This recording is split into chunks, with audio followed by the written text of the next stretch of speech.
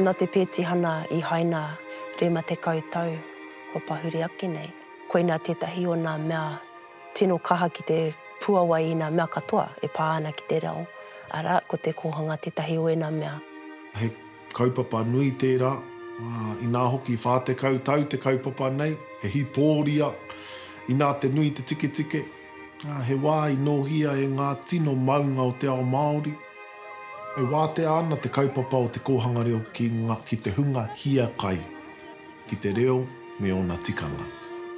Pākehā mai, Māori mai, haina mana mai, tatu atu ki o tātou whanaunga no te ao Poronihia.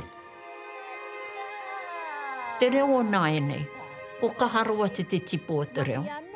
A whakarongo tonu koe ki nā tamaragi o Nāianei, e whai mo te whakahua nāku. They have it. Ka ia rātou tērā. Ko ki te au I Nāianei, te pupūtanga o ngā kura kaupapa, e rā momo āhuatanga, no te mea I tipu mai, e rā tamariki te nui ngō rātou, I timata mai I roto te kohanga reo.